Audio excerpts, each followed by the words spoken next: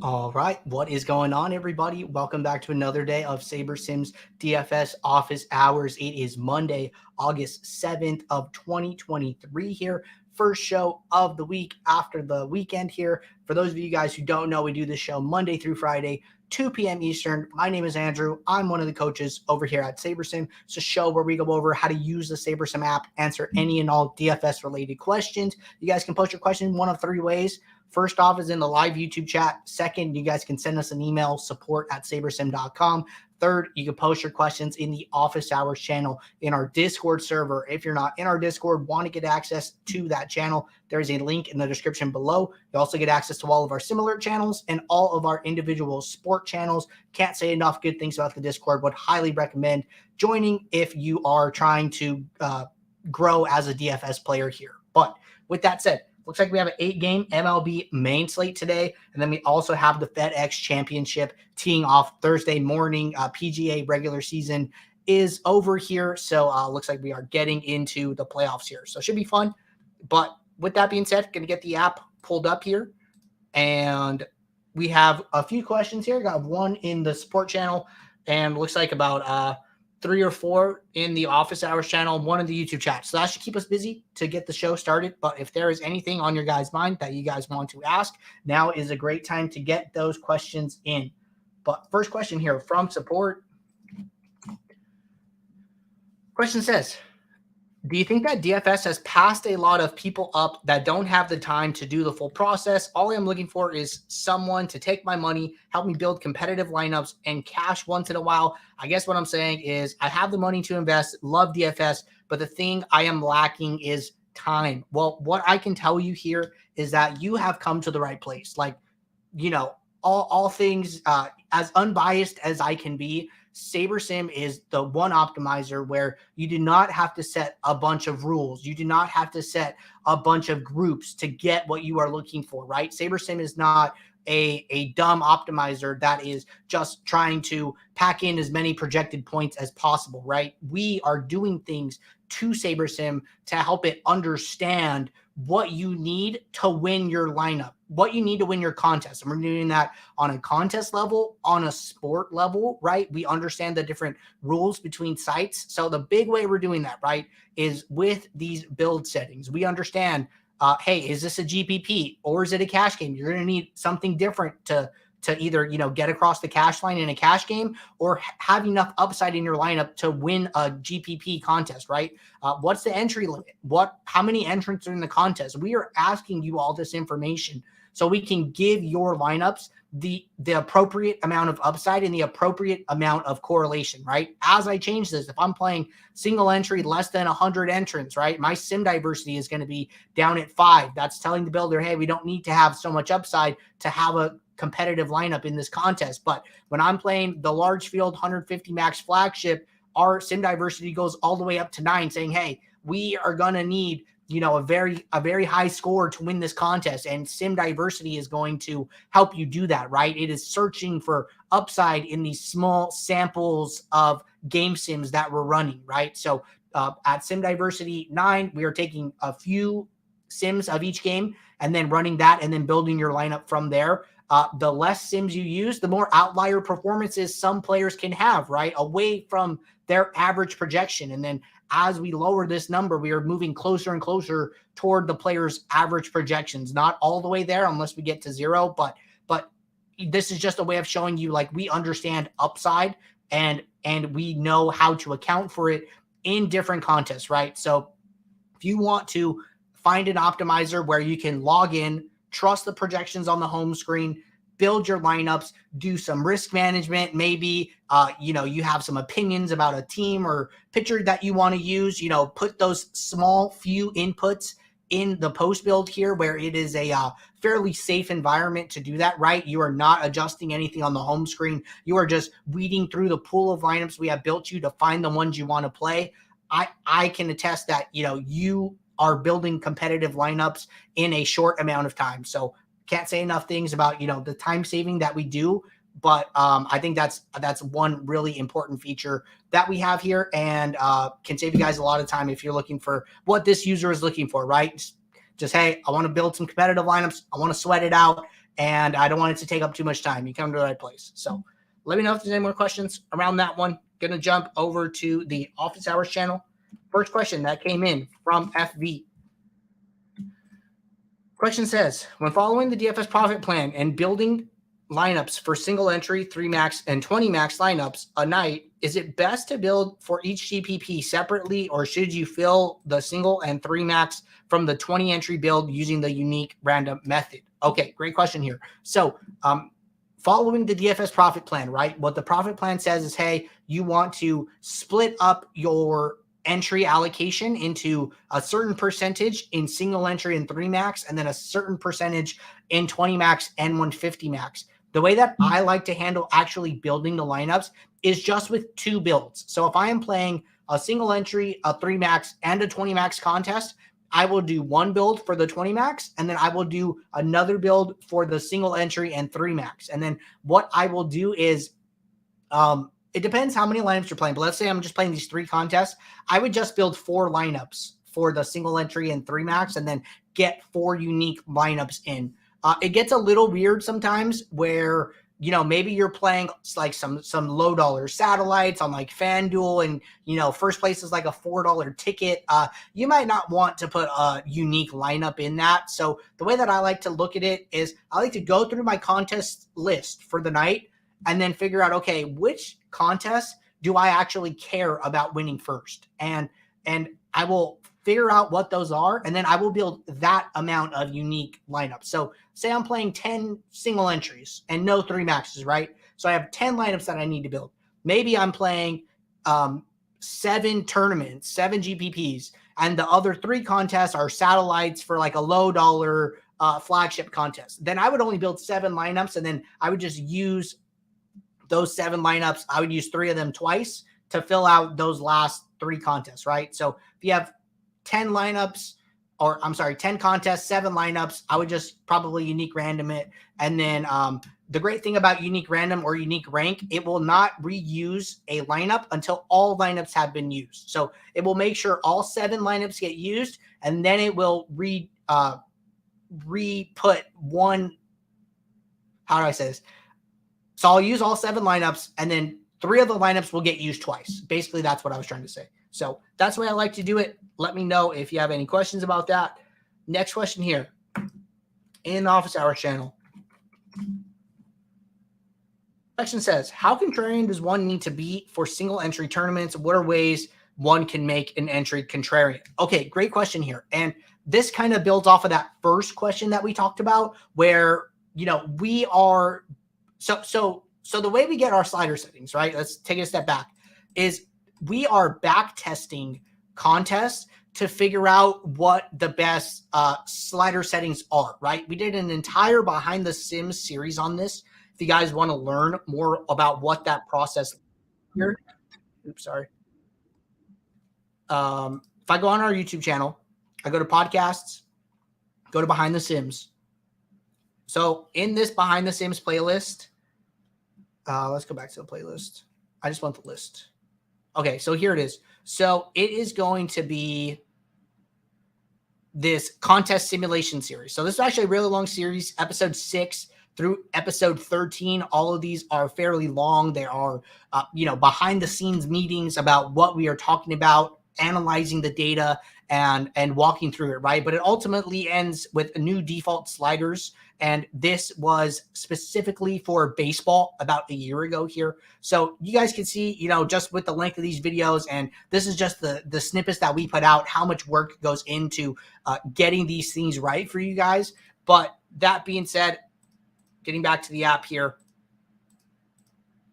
we understand, how contrarian you need to be for single entry, and then, how contrarian you need to be for single entry under 100 entries, how contrarian you need to be for single entry over 1,000 entries, right? That matters. And then we also take that into account with your saber scores, right? So saber score is also going to help you be more or less contrarian. And the way it does that is with the negative weight on average adjusted ownership, right? So you guys are probably all familiar with ownership in your contest. It is how many lineups are rostering a certain player. So we created adjusted ownership, which is a way that we take that original ownership projection that we have, this SS owned column, and then we look at the player's range of outcomes, and then we adjust the player's ownership based on how likely they are to achieve their average projection here. And then we use that value. We actually use a negative weight. So what that means is the higher the adjusted ownership, the more we want to stay away from that lineup. The lineup is being taxed, if you will, for having these high owned pieces in it. And then lineups with lower owned pieces are getting boosted in a sense, because that negative weight is not having as much of an effect on those low owned lineups. So if you guys want to see what those weights look like, I think one of the best things to do here is go to your Saber scores. You click this eye icon. Start with the lowest entry contest, and I'm just going to do the first and last here. So large slate 100 to 1K Saber score has a negative 0.4 weight on average adjusted ownership here. And then if I were to do the largest number of entries, 50K plus, it's going to have a negative 0.7% weight on average adjusted ownership. So what this is telling you is that, hey, SaberScore understands as the number of entries in your contests get bigger, you are going to need to be more and more contrarian along the way. So this is the rate that we think you should be contrarian at.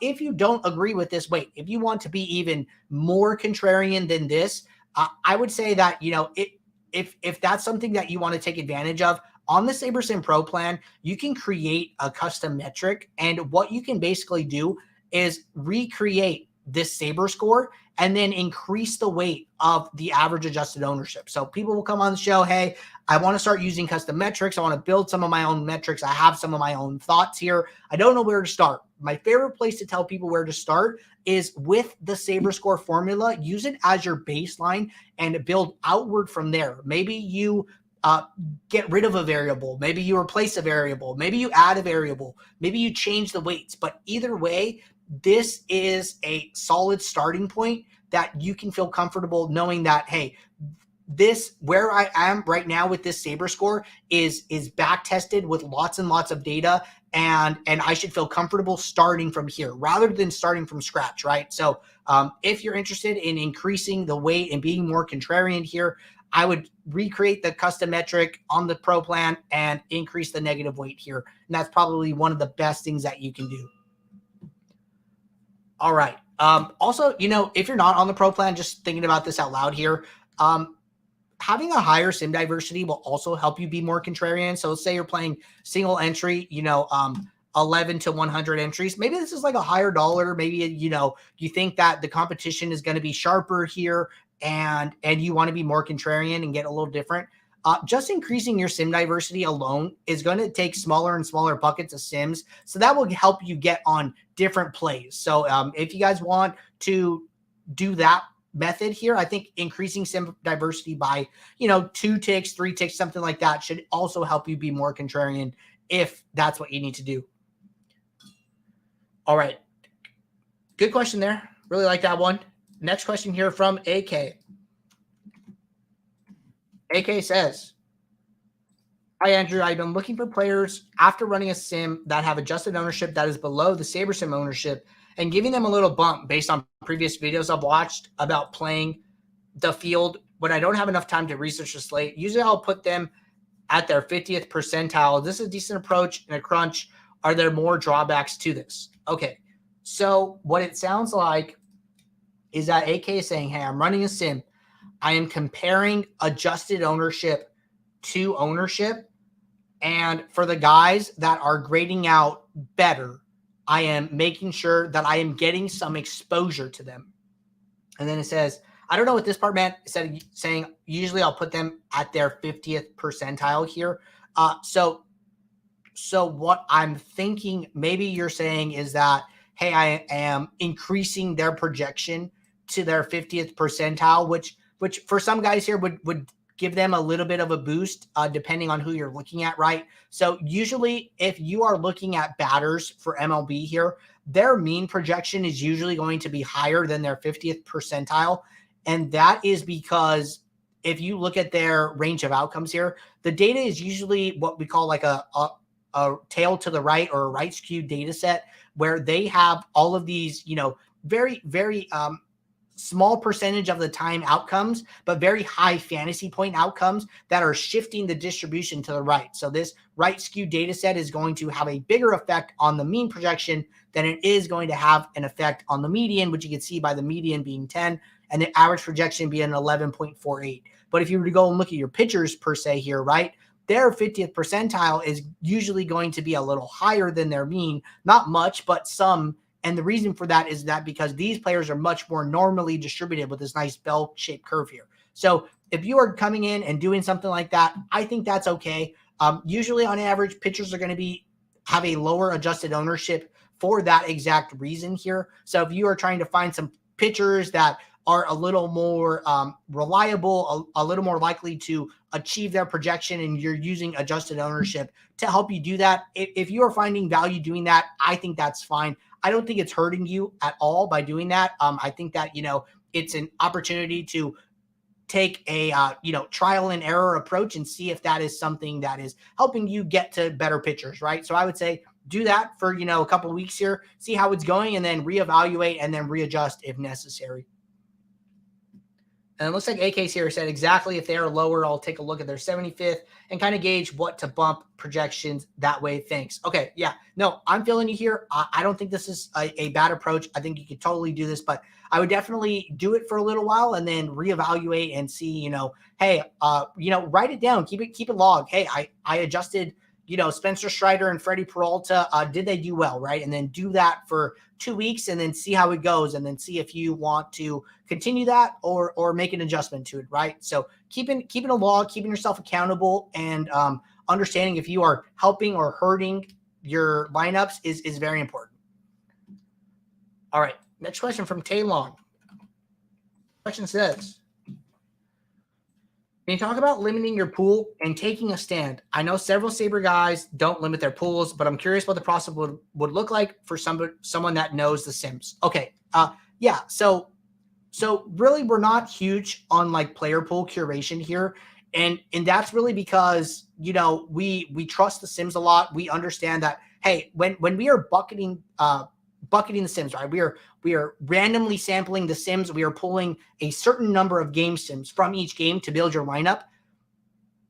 Basically, what's happening is that you're getting some curation of outliers by doing that here. So the reason that we don't like to build on Sim Diversity 10 for large MLB Classic slates is because taking a single game Sim and doing that for each game on the slate, running a slate simulation, and then building your lineup from there, you can get outlier performances from guys who may not do very well over the long term here, may have a low average projection, may not be a great play for your large field slate, right? We're not trying to build the optimal lineup. We're just trying to build the winning lineup. And those are two different things, right? The winning lineup is going to be much less than the optimal highest fantasy point score that you can build. So running Sim Diversity 10 is great for finding outliers, but they might be too far out there, right? So the reason your Sim Diversity is at 9, even on the biggest, largest slate here, is because when we're running simulations on when we're running Sim Diversity 9,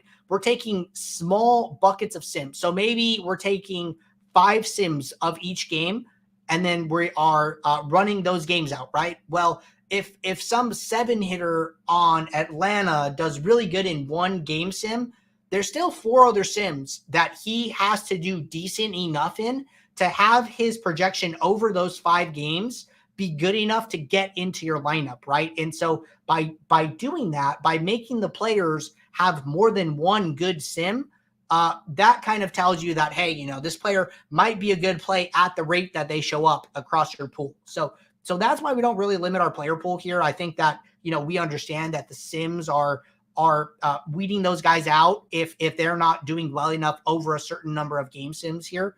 But aside from that, right, if you wanted to limit your player pool, some things that you could do is something that I'll do personally here, just speaking for myself, is I will look at pitchers specifically here, and I will limit pitchers that I think are either on an innings limit, on a pitch count limit, pitchers that I think lack the upside to go deep into games, right? So somebody that I have been watching out for today, I was looking at this a little earlier today, is, let's see if I can find Actually, I got to go by projection.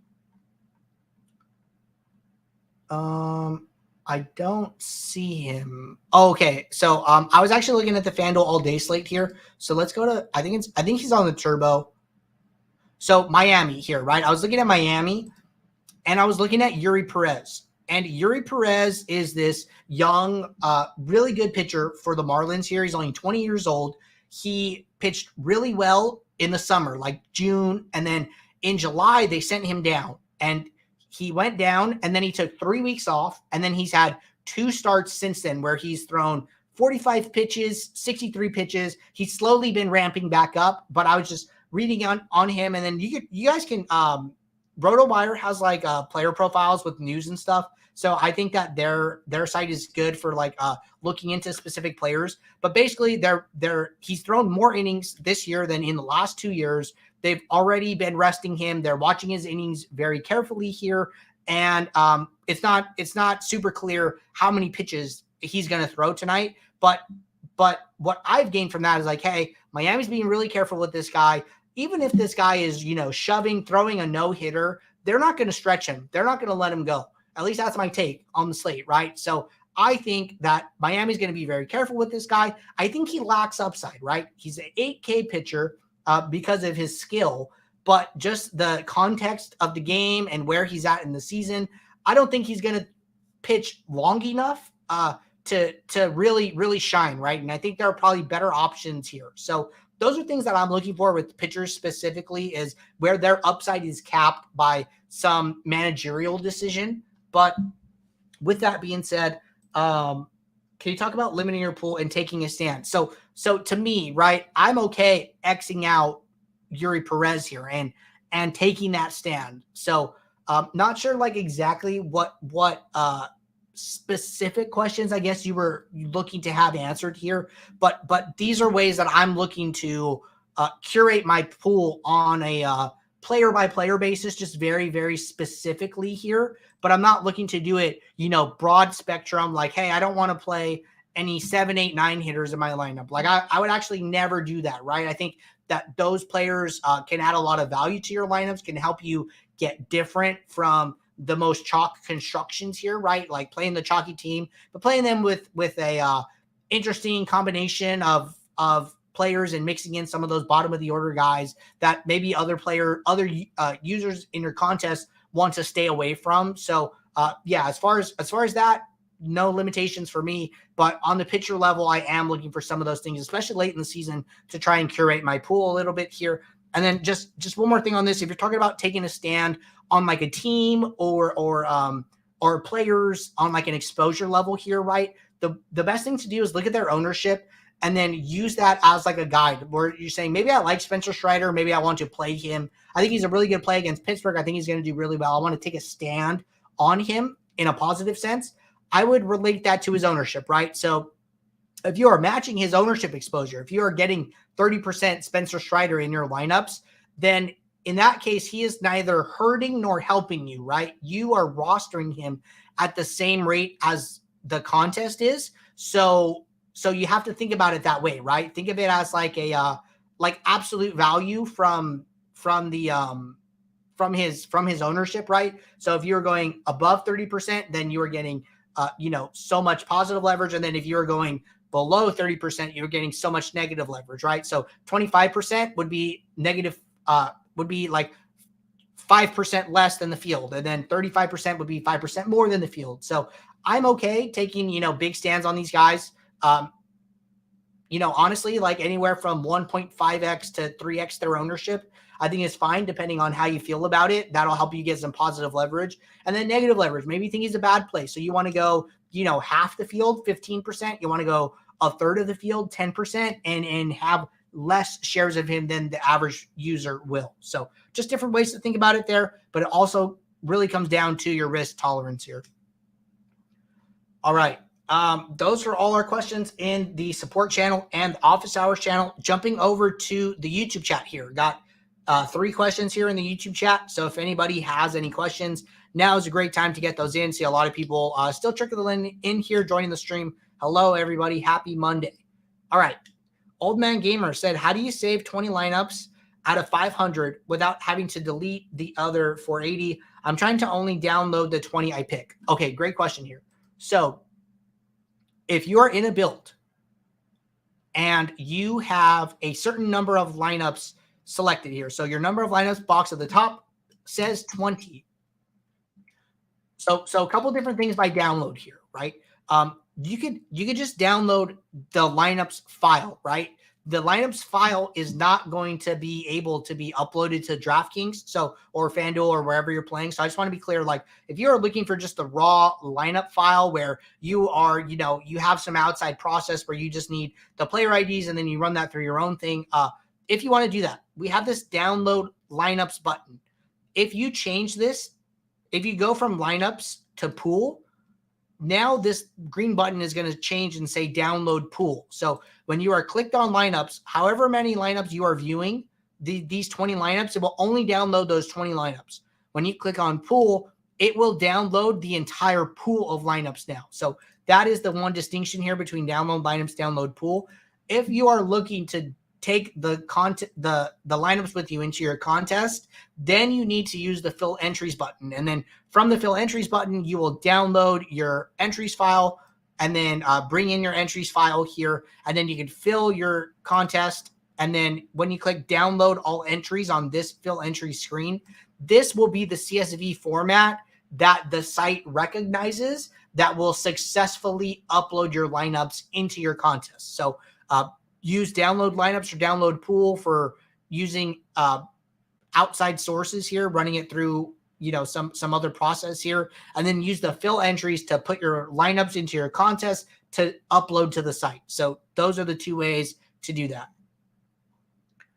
All right, scrolling down here. Snowman said, when will the NFL Week 1 be ready? Great question here. I honestly don't know. I think that we're probably still a couple weeks away here. We'll probably have some initial sims. If I had to guess, within the next 3 weeks here, I know opening weekend is September 10th. I believe that's opening Sunday, but there will be a Thursday game, I'm pretty sure here. So look for something within like the next 3 weeks here, and we will definitely communicate that to everybody when that is closer. All right, last question at the moment from Samuel B. Samuel said, with that said, I've noticed that relief pitchers show up a lot in showdown sims. Does that mean they are simming well? Okay, this is a really good question. So I believe there is a showdown slate this afternoon. San Diego and the Dodgers here. And so relief pitchers are interesting, right? One thing that I like to do personally here, there's a really good website on our really good page on Baseball Press. Let me pull that up for you guys.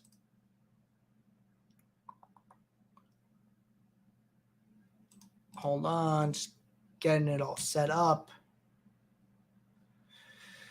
Okay. On baseballpress.com/bullpen dash usage here. I'm just waiting for this to load and I'll bring it up. But they have like a log basically of how often pitchers have been pitching, how many pitches they've thrown in the last 5 days, who's been pitching, who hasn't been pitching. And you can kind of use that to curate your relief pitchers here. Unfortunately, guys, it is not loading. I don't know why it's not coming up here. So I'm just going to hop back to SaberSim. But either way, I can link it for you guys here. And I'll just put it in the chat if you guys want to check it out later. Maybe you'll have some luck that I'm not having here. But baseballpress.com/bullpen dash usage. It'll show like the last 5 games. It'll show who's pitched, right? I like to use this to come in and curate my relief pitchers. I think relief pitchers are a huge edge in Showdown here. And we talk a lot about it in our YouTube content here. So if you're on our YouTube channel and we have our How to Beat MLB DFS in 2023 playlist here. If you go to the home screen, go to playlists, How to Beat MLB DFS in 2023. Jordan's done some videos here. Learn the secrets to beating MLB DFS Showdown. And I believe there's another one. There might be some other content. If you go to the home screen and then just type in MLB Showdown in the search bar here, And then you could see different segments of us talking about them. Even if the videos are a little older, I still think there's a lot of value that kind of gets lost over time here, just because we're pushing out so much content with our daily show and stuff like that. But check out these videos for MLB Showdown strategy. And one thing, if you guys ever built a showdown lineup on your phone, usually DraftKings has the only show starters on by default. So you have to turn that off manually to go in and see the relief pitchers. And that is to help casual users not play pitchers that are uncertain if they're going to play, right? Or to not play batters that are not in the starting lineup. So that is a way of helping their more casual fan base here. But for us, using sims and using optimizers, right? I would say everybody tuning into the show, everybody using SaberSim is taking the game a little bit more serious, right? That is an edge in and of itself right there, that these users are these other people in your contest are not seeing these players by default, right? So I think that the sims can, sometimes get a little excited with relief pitchers here, but I think that one thing that you could do is use a website like that. Make sure that, hey, some relief pitcher that is highly projected, maybe, Nick Martinez is like really high. Maybe Scott Barlow, right? Did Scott Barlow throw, 25 pitches yesterday? Is he unlikely to pitch? The sim is not accounting for that, right? And then one thing that I like to do is like, hey, let me go and look at all the players in the San Diego bullpen, and then let me see who I think is likely to play. And then if Barlow is not going to pitch tonight, right? Well, these pitches have to go somewhere, right? So this 2.46 projection, I might want to redisperse that, right? I might want to give some to Steven Wilson. I might want to give some to Josh Hader, to Tom Cosgrove. These are ways to move those fantasy points around. I'm not adding fantasy points. I'm not artificially inflating this. I'm taking the fantasy points that SaberSim has given for the relief pitchers as a whole and just redistributing it to the guys I think are likely to pitch today. So a couple different thoughts there, different ways to gain edge, but I think relief pitchers are very good here. And I think that you could add some value by curating which ones are most likely to pitch and which ones are not most likely to pitch.